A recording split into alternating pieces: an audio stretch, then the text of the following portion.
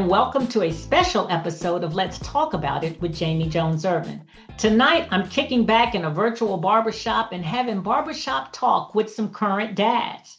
They're going to drop nuggets for us on what makes fatherhood fun, what have they enjoyed, what have they learned, just little nuggets. I think it's going to be a hoot. I'm looking forward to a lot of laughter, a lot of aha moments, and some wow, I never considered that. But whatever it is, I hope that you'll enjoy listening. Thanks so much for dialing in. Now, let's lean in, let's lock in, and let's talk about it. Well, welcome to this week's episode of Let's Talk About It. We see that we have our subject matter experts here. We have joining us Landon Adams, Giovanni Lucas, Malvin Long, Marion Meadows, and Adam Troy. We have fathers who, we got fatherhood. Let's see, the eldest is 35. The eldest child is 35, and the youngest is 6. So there's a plethora of lessons to be shared, stages that each one of these gentlemen are in. We even have a grandfather on that will be able to share some glimpses into that realm. Fatherhood, the sequel. So without further ado, let's go ahead and jump in. So when you got the call that, and thanks to my beloved, shout out to Mark L. Irvin. The L is for, let me see, Lord have mercy. L for Lord have mercy. Yes, it and is. Let's and talk is. about it. Yeah, L is for let's talk about it. it. So when you got the text from Mark, what did you expect tonight to be about? Well, I guess I'll start. I thought it was really going to be about brothers hanging out, having a good conversation about how we walk through this journey called fatherhood. One of the things I've grown to appreciate is the co-laboring of being a father. It is not a road that you walk by yourself on. It is one that requires an active group of brothers who are adding advice, providing counsel, and frankly, you know what, offering your children to other men whom you trust to walk them through life and living. So I thought that was going to be the richness of our conversation today. So as you think about your journey, what would you say is different with child number? Because everybody here has multiple children. So how were you different with number one or child number one, the first child, not child number one? I don't want anybody's child texting me saying, you said I was daddy. No. Not meaning favorite, meaning birth order. How are you different? How did you show up differently, Adam, 35 years ago, right? Versus when the second child came, or even with, let's see, who has a larger span? Because I think a larger span really speaks to that. So, Landon, I think that, no, I wrote them down, y'all. Landon, who is that? Who has the largest? Marion Probably does. They're 9 years, almost 10 years apart. Yep. So, Marion, how are you different with, 16 years ago versus how you showed up 7 years ago at the same stages in their lives? Yeah. So I think the first thing for me, the two things that stand out, when we had our firstborn, I never grew up around babies in that way. So things like regularly changing diapers, feeding the baby, all of those things were brand new. So that experience was just more discovery on my part. Like the first time I had to change a blown out diaper was like, oh my gosh, like what is happening right now? What do you do with this? And I think the other thing, I would say is a level of strictness with our first child. The first time, like, oh, you got a check mark by your name. And it's like the world has ended in pre-K. That now with the twins, I can parent in my sleep at this point. I can move kids around. It's just the same. And then we're much more laissez-faire, much to my oldest chagrin, in that he's like, I would have got tore up for this. Well, we're tired now. We're tired. So we do this a little differently than we did on the front end, and with a lot more patience. That's good. Hey, Jamie, Yes. I would offer, certainly along that same line, and even though mine are closer in age, the difference for me, you guys, was in gender perspective. Tell us about that. Well, I grew up in a family, as most of you know, it's all guys. And I really never had to think about that the approach, that the tonation, that the modeling would need to be different for my daughter versus my son. And I had to learn that over time, which was very much nuance for me. So again, you grow up in a family of all boys. There's this, everything is on offense. Everything is forward movement. And what I learned with my second child, that being my daughter, was that it was much more finesse, and also understanding that probably the measurement of her male relationships going forward would be based upon the blueprint that I said early on. Yeah. And a little later, I want to delve into the intentionality behind some of that. Sure. When did we start becoming the royal we? Because I'm not a dad. But when did you gentlemen start becoming extremely intentional with the blueprint that you were leaving for daughters and sons? Let's go down that road a little bit. So Adam, you shared that growing up you were one of how many? Four. Four boys, all brothers, right? Yep. So is anybody else here on the call that when you grew up it was you and brothers only? Me. Okay, you and brothers only. Malvin, I know you have a sister. G, I know you have a sis. Don't you have a sister? Oh, I'm like, I met somebody that said it was your Yeah, I have a sister. sister and a brother. Okay, so mixed gender, and then Landon, I know it's mixed. Yeah. Okay. Yeah. And so nobody here was an only child. So that's interesting. So how did that shape?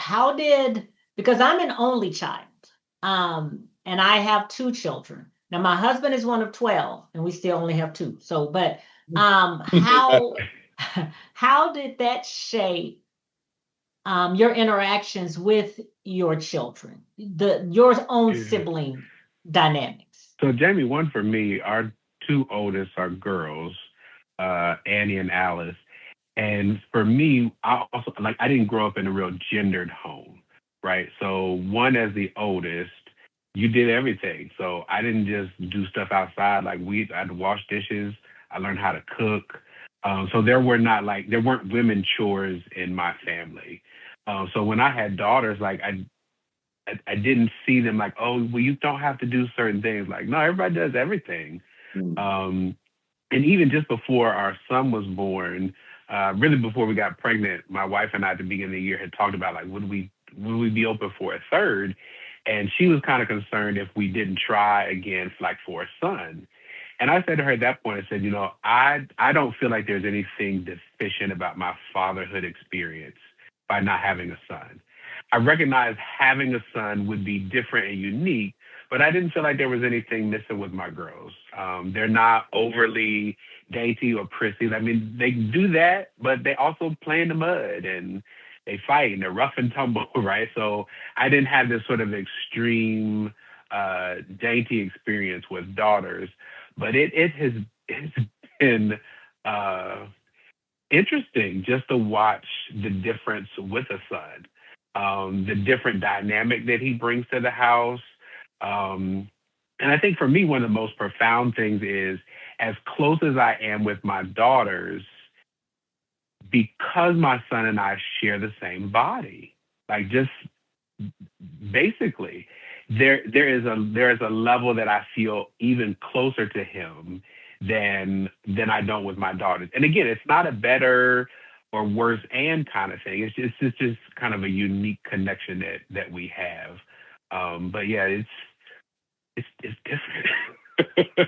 That's good. The one thing I will add, which is different, like I am one of three boys. Okay. My brother had a son first. My first cousins are boys. They had boys. I have and you all have four all boys. boys. Yeah, you And I have have all all boys. boys. Yeah, yeah, yeah. So it is interesting in our family that the learning about women come from spouses and mothers.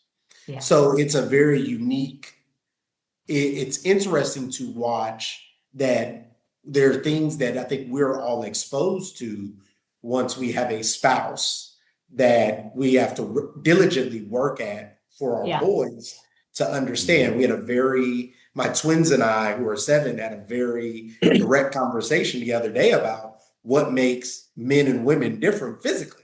Sure. And the terminology that you use and what that is. And I had to explicitly say, now don't go to camp talking about this. Right. So this is, but that level of intentionality that you spoke of earlier is really important. And I want to even pitch this out there as the mother of 2 sons, 27 and 17. And forgive me for being gender based. I mean, it's my reality is such. My boys are rough. And just the other day, all I was doing was standing in the kitchen, minding my own business. And I got dunked on in the kitchen. I mean, like, Caleb comes running up to me and he's like, woo, no ball in the hand, just full in the air, y'all. And I got dunked on. And I fell, and he goes, he's picking me up, and he goes, "You so soft." Yes, I am. And so, like, being an only child, not having brothers, not seeing this, like, I'm like, is this healthy? I mean, Aaron did it too, so I'm kind of used to it. But it's like, is this is normal, And of course, Mark tells me that it is. So it's really interesting how, even, and by this age, of course, both my boys know gender, right? But there are times that they absolutely still treat me like one of the guys. Like they just, it's really fascinating. It's fascinating. So when we talk about some of this, the siblings that we had or the schema that we're bringing, what's something you had to unlearn to be successful in your parenting journey? Wow. For me, I had to unlearn um, the not being open in communication. I think for growing up in my household, my dad was an educator before he went to corporate America. And my Uncle Herman, who also influenced me, my dad's best friend, he was in corporate America. And they taught me a lot about providing. They didn't teach me much about communicating and open communication. And so I didn't see that modeled for me. I had to then unpack that. And frankly, brothers, through therapy, it helped me appreciate how do I do that in my own way? And then how does that communication style based on the needs of each of my children? And so my oldest daughter is introverted. My twins are very different. Those of you who know my twins, Nia and Nathan are very different. I had to lock in to what was meaningful to them individually. And it was through that customized approach to just getting to know what their interests were, the type of style they were in terms of their personality, was how I really had to lock into a communication strategy that worked with them. And once I unlocked that from me first, I had to be comfortable with communicating first. And once I was able then to customize my approach for each of my children, my gosh, it was amazing how each of my kids needed something so very different. But that had to start with me unpacking how I could communicate openly in my own voice and for me to be successful. And the Bible speaks to that. The Bible says that we should know the bent of our child, right? And it's because when you are training and bridling horses, each horse you pull a little differently to get that horse to turn right or left or even to stop. Each horse is different, and it speaks to knowing the bent that parents, we should know the bent of our children. They are not a monolith, even though they grow up in the same home, the same values. We have to admit that they grow up, while the address might be the same, right? They do grow up in different times because we are different parents, the way that we show up. Like you just said, Marion, earlier, your eldest is like, I would have gotten throttled. Yes, you would have. And the same, because you talk about therapy, gee, we had to, we've had to do some family therapy types of things, because there were hurt feelings with, well, I wasn't allowed to, take the mattress off the bed and throw it out the window and see if I could land safely. No, you weren't. Okay. Okay. And neither is he. He's not allowed to do it. He just does it. So it's really interesting to hear you say that. What say you? What's something else? Anybody else? What's something you had to unlearn or unpack? A different tier to what Giovanni was saying in terms of unlearning something I had to unlearn with my kids, more so with Ethan because he was my firstborn. I was brought up in a home by a Southern father from Alabama. And a lot of what he reinforced in me in terms of discipline and processing right and wrong was through physical reinforcement, a lot of it violent. And so one of the concerns that my wife had moving into marriage with me and us beginning a family was, how was I going to discipline our children? Was I going to be physically violent and abusive like my father? Or was I going to take a more passive route and talk things out? And when it came to disciplining my sons and my daughter, I never incorporated that. And it just was something that in my spirit and what it did to me as a child growing up, I just said, I'm not really going to do this with my children. And they still turned out wonderfully. I mean, Jacob, Megan, Ethan, Cameron, they're very well-disciplined, structured, polite, full of courtesy and love, and they share. And it makes me kind of sad when I think about my father and how he was doing what he thought was best that he never unlearned. But I was able to unlearn it and find a better way as a father to my children.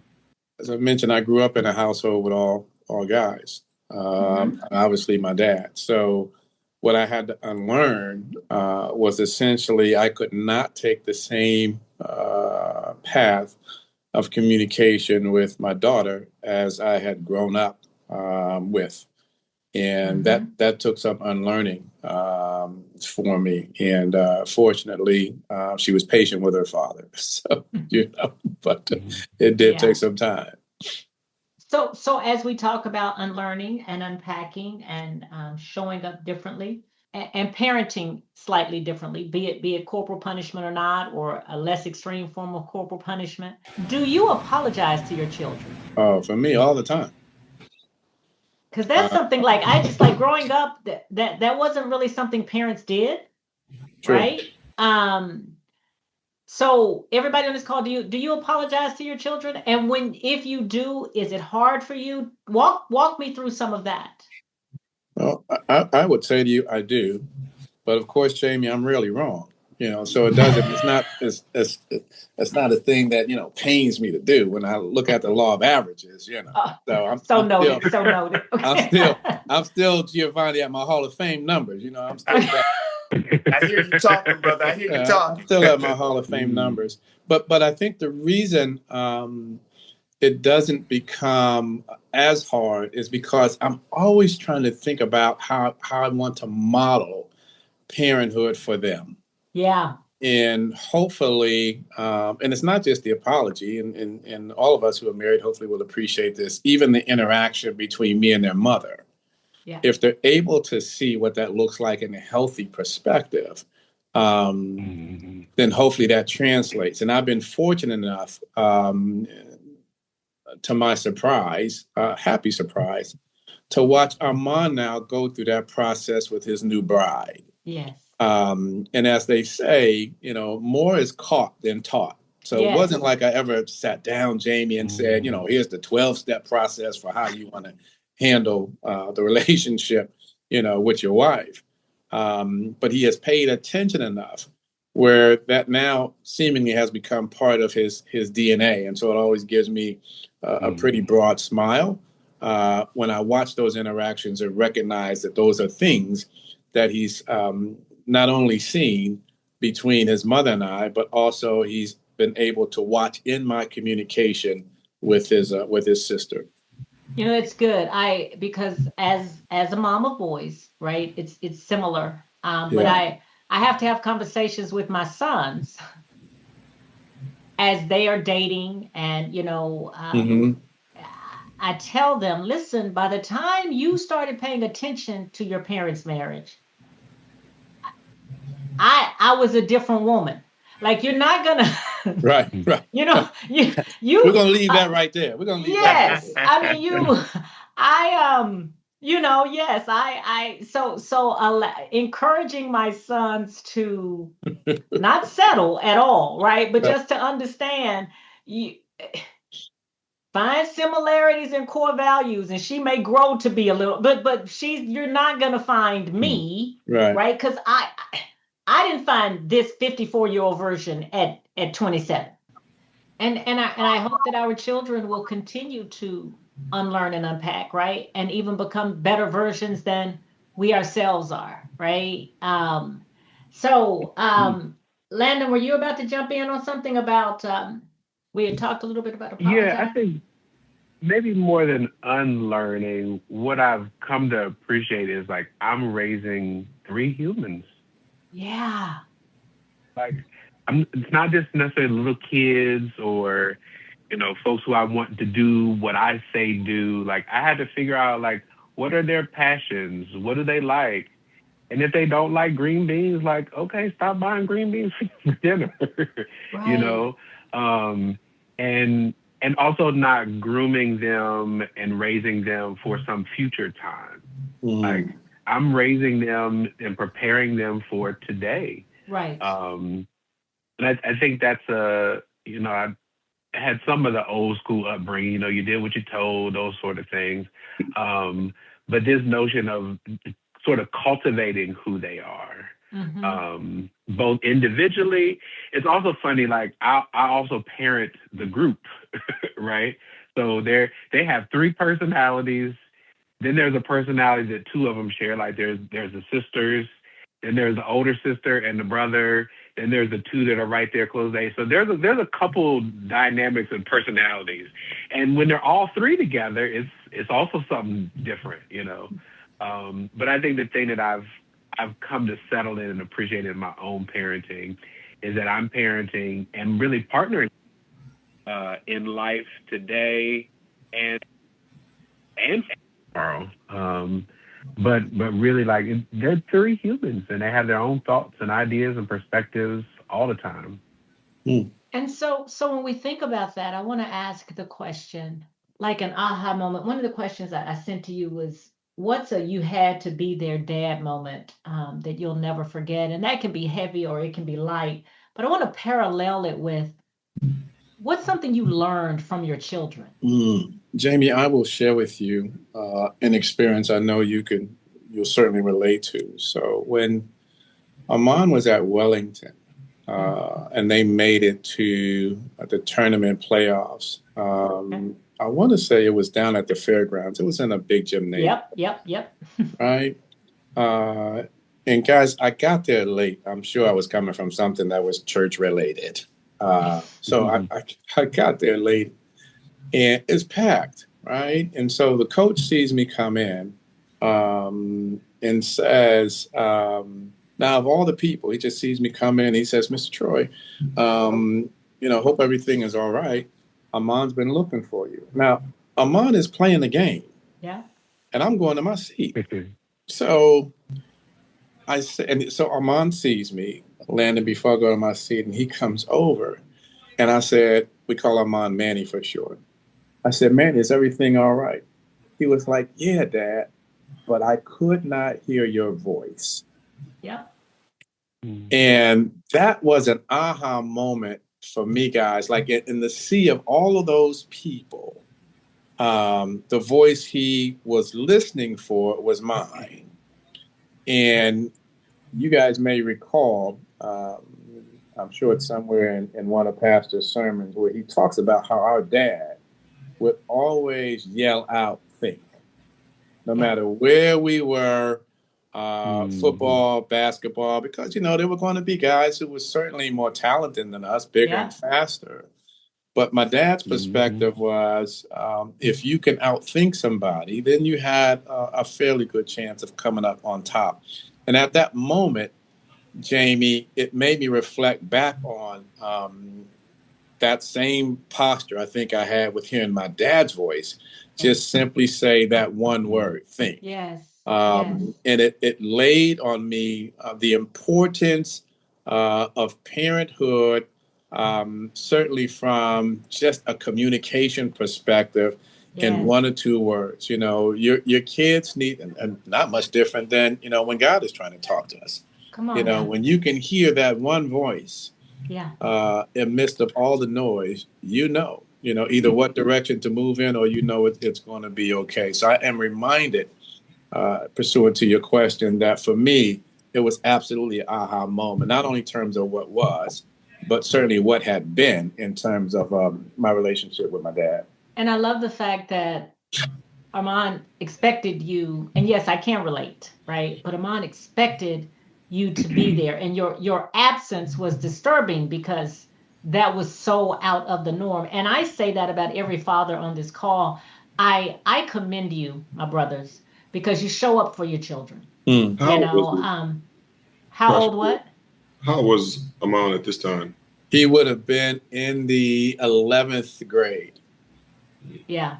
So like wow, I mean, it's spot on because when we played Pick North, y'all know that's our big rival, right? And it was a big game, and it was the first game in the new gym. This really happened this year, Caleb's 11th grade year, and Caleb is a lockdown defender, and he was coming off of an injury. Caleb did not play this was not his best academic season, because the leg, but it's January, and he's locking down Pick North's #1 player. I mean, he asked to guard him, and he's going up the court, y'all. And I said, I believe. And somebody captured him giving me a thumbs up. Like we have that picture framed of him giving me a thumbs up running down the court when I said, I believe. And people sitting around me, they're like, he can hear you. I said, he will tell you outside of the coach, my voice is the only voice he hears. And so it's that special thing, right? And so people will say, Malvin, you've been to games. Because you text me, you say, tell him so and so, or like, and I'm like, okay, such and such, it is a special connection, the expectation that you're present and that you show up and that you're pouring in. I love that. What about somebody else? What's something your children taught you? What's an aha moment for you? I would say for me, what they've taught me is they know their own emotional intelligence. And one of the things I can say about our boys, they're not me and my brother. My brother and I, growing up, we were the performers. We would walk into a room and, do the song that you did and all of these different things. So it was a lot easier. My boys, each of them have their own level of, well, I'm nervous or I get shy. Or so to call them out does not work for them. And they are very forthright of, hey, like that gives me social anxiety. Or so being able to take time to talk them through some of the scenarios of, hey, when I'm feeling nervous, when I don't feel like I'm enough, when I don't feel like I have the support of my friends, like them being comfortable to have those conversations. And what I've learned is to pull back from my natural, which is to put them out there. You're tough, you're strong, you have personality, you'll be fine. But that doesn't work for them. And I think the more I learned that, the easier it's been for them to go into spaces and be themselves. That's amazing. And so you're celebrating their strength, right? And learning. That's beautiful. Mary, yeah, that's a great call out. And I would just piggyback on that. I think my children and all of our kids watch us more than we think, and as they study us as parents, as fathers specifically, I think there are expectations that they have that are sometimes unspoken, but and sometimes that are spoken. We have family night where we get together and cell phones we put in the basket, and we had the family meeting. Mm-hmm. And what I've learned is that all of my children have a life perspective that I wish I had half of at their age. Yeah. What they've been able to see and witness and experience, but more importantly, how they've been able to articulate it. Yeah. AT, man, Landon, I remember one meeting, I said, I scratched my head like, who taught them Yeah. this, right? Natasha. Well, the reality is we've tried to model Yeah. connection. Adam mentioned this early, how I interface with my wife and how she interfaced with me, how we interface with our community and people around Right. us. Right. Jamie, you'll lean into this because you know my children, right? Yep. Creating allowing them to see that it's going to take more than mom and dad Yeah. to help you through this life and living. That's what we've tried to model. And I think for me, the biggest learning has been they've watched me, they've watched Natasha. Their life and experience thus far is far um, um, greater in terms of its depth and breadth Sure. than I had when I was their age. And then there's an unspoken expectation that they have of their father, and I am Yes. honored. Yes. I am honored to work every single day to exceed that expectation. Yes. Yes. The sweetest, and I'm going to ask you all yours if you know it. And Adam, there's a story you shared with me. I wonder if this will be the one you share here. But one of the sweetest moments that I've witnessed with both of the boys at separate times in separate settings, I've heard them say to Mark, "You're one hell of a man." And that, like, I choke up, like, you know what I'm Yeah, saying? that's big. Yeah, that's That's big. big, you know Yeah. what I'm saying? Because, and he wouldn't mind me sharing this, my husband did not have a blueprint. Mm-hmm. There wasn't a lot to unlearn. There was a lot to learn. And my father was able to be, a lot of that for him, etc. But I mean, this is my husband is a miracle. If you only knew. So for you all, what has been something that your children have said to you in a way of affirming you, pouring into you in an unexpected way, or maybe expected, right? Welcomed. Just how have your children assessed you? Your performance. Yeah.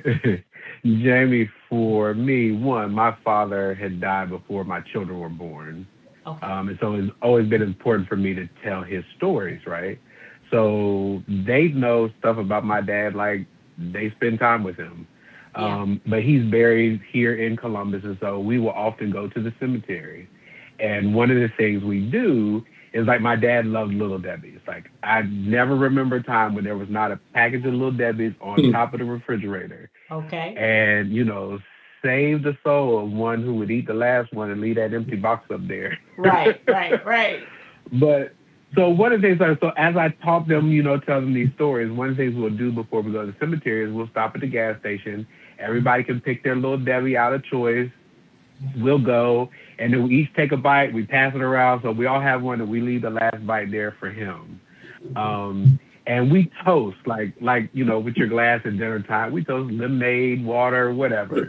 So sometimes when we go, like we'll go around the circle and somebody will say something.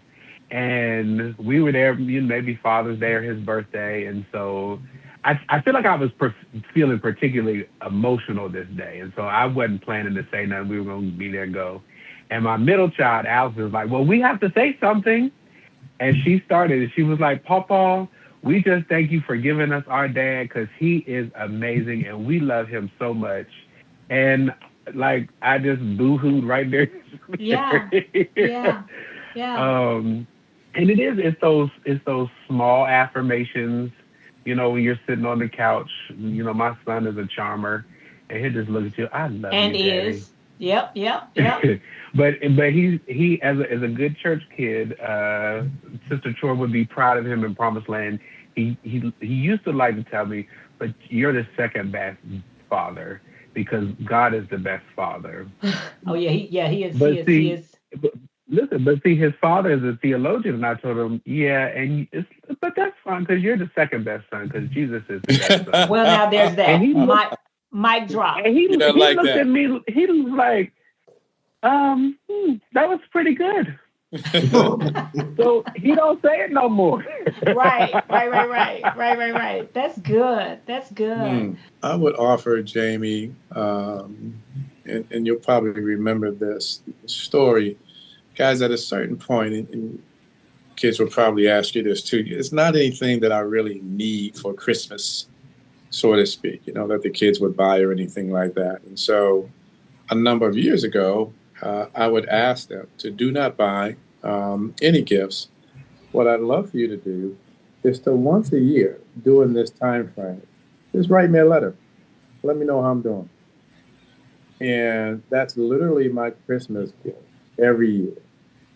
And I look forward to getting it. And it's genuine conversation. It's not always glowing, but man, it lets me know that seeds that I've planted over at least the first 18 years of their life, Right. they have picked up those lessons and have figured out how to make them their own. Just recently, prior to my transitioning out here, I guess Amon had written a letter, or maybe he wrote it sometime ago. I don't know, but I found it in my things. And, when I got here, it was just me out here. So having an opportunity to read that and reflect on it. And now I have it in a place, kind of a secret place where I know to go and get it. But those are the types of things, because it's the written word. Yeah. That I can always reflect on. And so it's been a great annual kind of gift, really, Jamie, that I look forward to is the letters I want to get from my kids.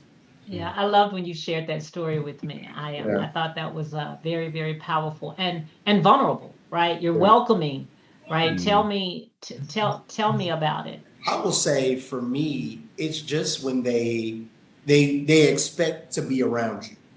Ah, So big events, Mhm. Super Bowl, national championship game, there is a unspoken and spoken like, well, what are we doing? And That's great. I'll look up and all four boys are in proximity. yeah, And so I know these are times that I'll be home. Like I'm not doing anything for these things.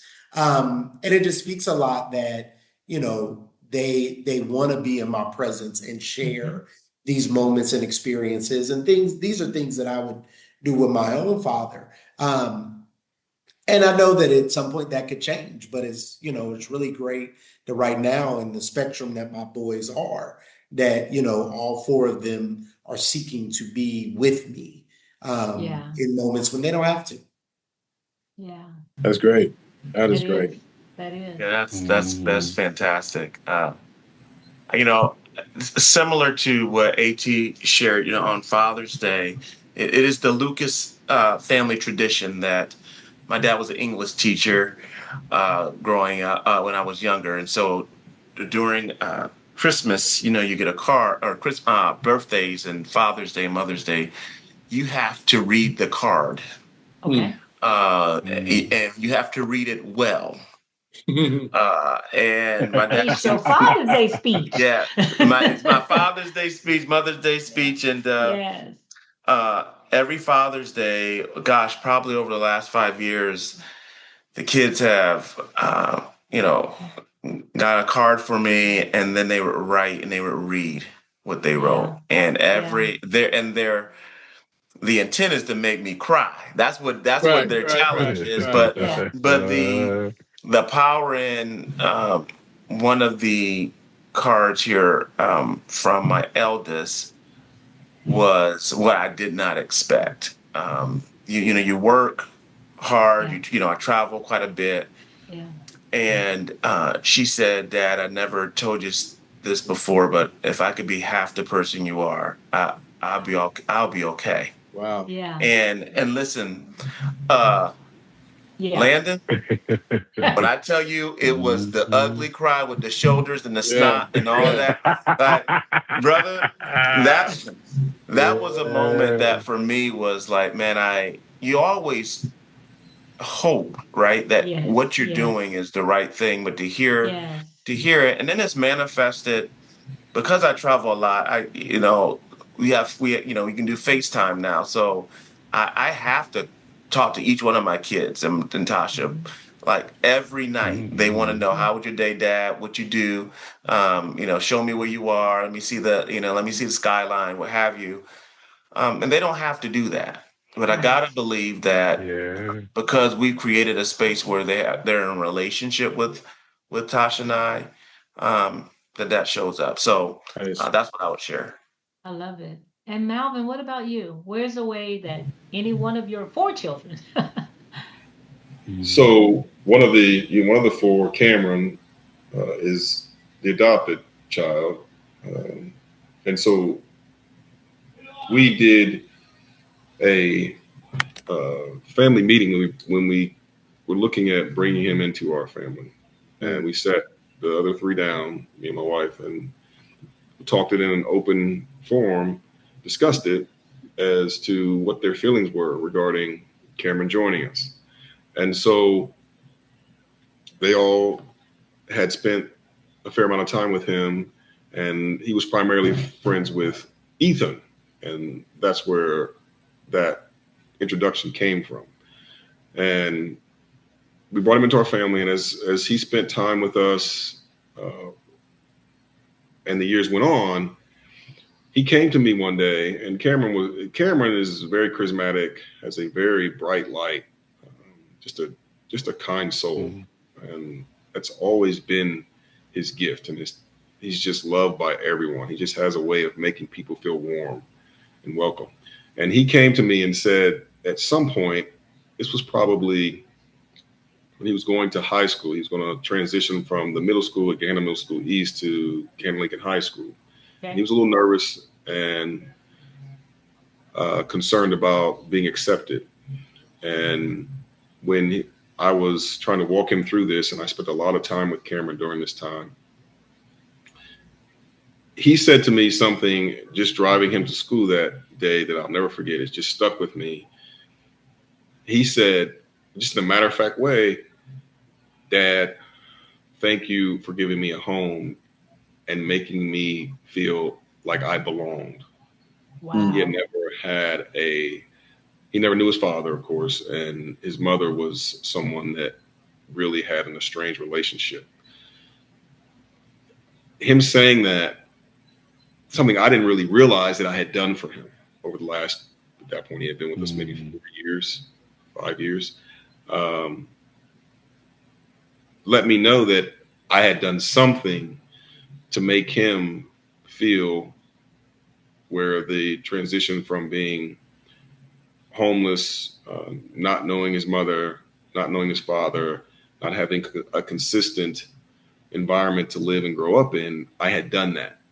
And I never really focused on that as much as I focused on getting him caught up in things like academics, structure, Sure. discipline, sports. I never really thought about that piece of making him feel a part of the family unit where he Yeah. felt like he had a family. And How him old was saying he that when you adopted him? How old was he, Malvin? he was 9. He was 9. Yeah. He was 9.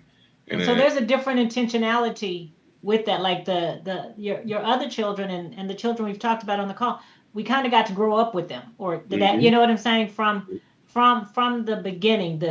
Any premise, if you will, that was established, you were able to have a large hand. That's interesting.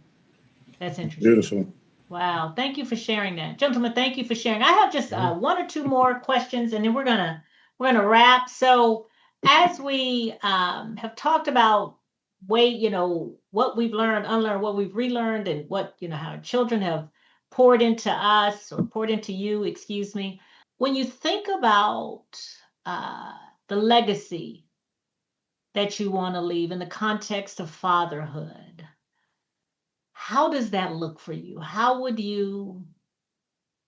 Mm. How would you describe that? What do you want that legacy to be? One, Jamie, for me, and this is maybe a little levity. Like I come from a family like we're quick witted. Yeah. We're gonna joke. We're gonna clown. You got to be quick on your feet. And my three kids are, and I am so proud. Right. Yeah. Yeah. Um, and also in this conversation, part of what I feel like I get with having children, like I feel both connected to the past and understand how important. Like now is my turn to be the father in the family, Yes. right? I Yes. had one, he had one.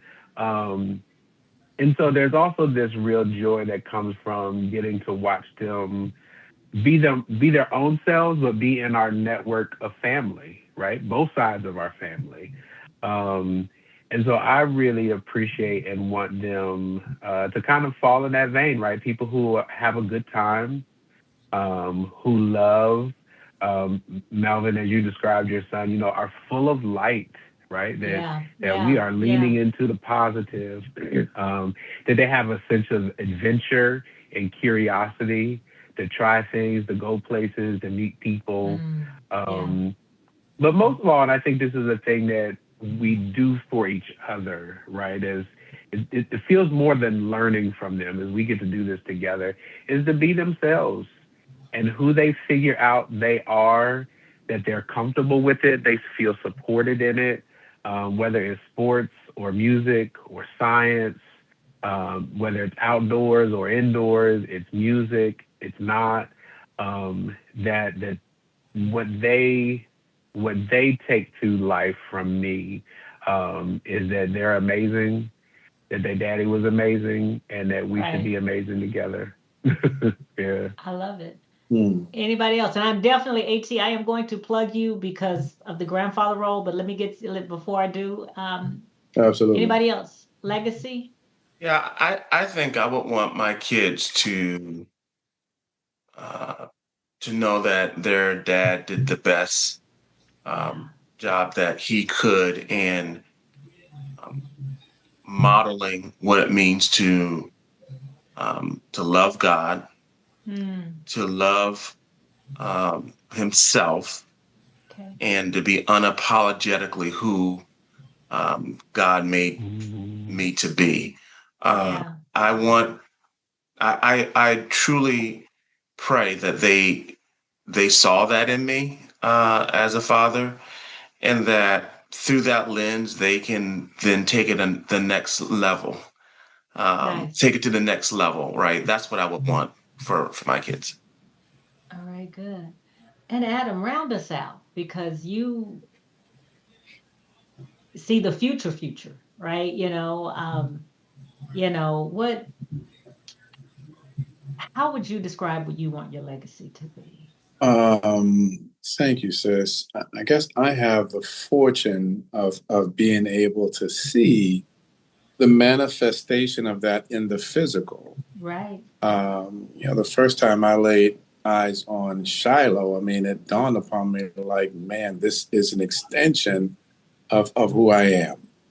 And I would imagine that's Mhm. probably how every grandfather and every grandmother feels. And it's indescribable. But I think if we all had to give one word, it would be that word. It would be legacy. And to Landon's point, even though that child will grow up, hopefully with its own idiosyncrasies and its own sort of personhood, you know that there is part of your seed, that's in there. And that was just Mhm. really eye opening for me. I was trying to find, and I'll have to send it to you guys individually, what his name means. And so when I read that, I was just like, man, that's it. That's the sort of human that I hope to try to model for my son. And now that he's chosen um, that name, the framing of Shiloh's personality, and hopefully um, what he will grow into essentially represents, I would like to think, not only Mhm. the impact I've tried to make in this world, but obviously unbeknownst to Shiloh, what his grandfather was really about. Yeah. So legacy for me was really having an opportunity to see him and hold him and to look in his eyes and listen to him and just be around him. Hopefully every weekend. Beautiful. Well, listen, I want to say thank you to you gentlemen for what you shared, for the veil that you took off, the masks that you took off, and let us just take a little peek into what it is that you do and how you show up for your respective families. And I normally will end these calls with what's something you want to leave the audience with, but I think you've done that, right? Mm. You've done that. What I've heard resounding over and over is be the best dad that you can be. Be the best human you can be. I've heard you speak to affirmations matter from your children and how important that is to you. I've heard you say showing up to the little things, consistency matters. And so to our listeners, if I were to bundle it all from these gentlemen, I would say that fatherhood encapsulates presence over perfection. Show up. Show up for your children. You're going to make mistakes, and children are quick to forgive. So I hope that you've enjoyed this time. I know I have. Listeners, I hope that you got some nuggets and some giggles. I know that I have. But whatever it is that you do, continue to lock in, lean in, and let's continue to talk about it. Be well, beloveds. Good night.